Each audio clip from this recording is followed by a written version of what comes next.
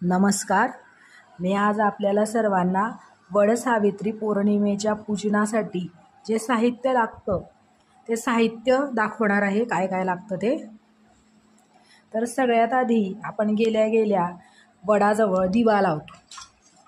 तर त्यासाठी फुलवात घेतलेली आहे आणि काडीपेटी घेतलेली आहे, म्हणजे चापपेटी घेतलेली आहे दिवा लावण्यासाठी. त्याच्यानंतर उदबत्ती घेतलेली आहे. उदबत्ती दिव्यानंतर आपण उदबत्ती लावतो, उदबत्ती घेतलेली आहे. त्याच्यानंतर आपण अभिषेक करतो. अभिषेक गणपतीला करायचा असतो तर सुपारीचाच गणपती करायचा असतो, कारण वडाजवळ सुपारीचाच गणपती करतात. मग त्यासाठी असा गणपती घेतलेला आहे. डिश पण घेतलेली आहे, कारण तिथे वडाजवळ काही अवेलेबल नसतं. मग त्यानंतर पंचामृत घेतलेलं आहे अभिषेकासाठी. पळी घेतलेली आहे पंचामृत घालण्यासाठी. पाणी घेतलेलं आहे त्याच्यावर परत शुद्ध जलाने अभिषेक करण्यासाठी. नंतर अभिषेक झाल्यानंतर पूजेसाठी हळदी कुंकू अक्षदा लागतं. खाली अक्षदा ठेवून गणपती त्यावरती ठेवून मग आपण हळदी कुंकू अक्षदा वाहतो, म्हणून हे पाळं घेतलेलं आहे.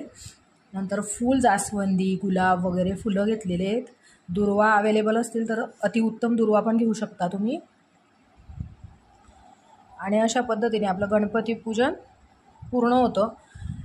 नंतर हे विड्याचं सामान आहे. 2 विड्यांचं सामान घेतलेलं आहे. हे विड्याचे पानं आणि हे सगळं विड्याचं सामान, गुळ खोबरं वगैरे सगळं हे विड्याचं पूर्ण सामान घेतलेलं आहे. गुळ खोबरं आणि हे सगळं सामान आहे 2 विड्यांचं. तर 2 विड्या आपल्याला करायचे, एक गणपतीच्या नैवेद्यासाठी आणि एक वडसावित्रीच्या म्हणजे वटवृक्षाच्या नैवेद्यासाठी. तर हे विडे तिथे गेल्यानंतर वडाजवळ मांडायचे. आणि शिवाय खडी साखर पण घेतलेली आहे नैवेद्यासाठी. आणि अशा पद्धतीने आपलं गणपती पूजन होतं. त्यानंतर वडसावित्री पूजन करते वेळी पण आपल्याला आधी वडावर पाणी घालायचं, मग परत पंचामृत घालायचं, परत पाणी घालायचं. त्याच्यानंतर हळदी कुंकू अक्षदा वगैरे हे सगळं सौभाग्याचं अर्पण करायचं, पूजा करायची. फुलं व्हायचेत, फुलं घेतलेले आहेत आपण ते. त्यानंतर नैवेद्य दाखवायचा, जे शेष पंचामृत राहील उरलेलं त्याचा आणि खडी साखरेचा, आणि हा जो आपण विडा करणार आहे ह्या विड्याचा, असा सगळा नैवेद्य दाखवायचा. शिवाय गणपतीजवळ वटवृक्षाजवळ आंबे ठेवायचेत. आंबे ठेवायचे फळ म्हणून, आंब्याचं जास्त महत्त्व असतं. अशा पद्धतीने आपली वडाची पूजा पण पूर्ण होते. त्यानंतर आपल्याला ओटी भरायची आहे.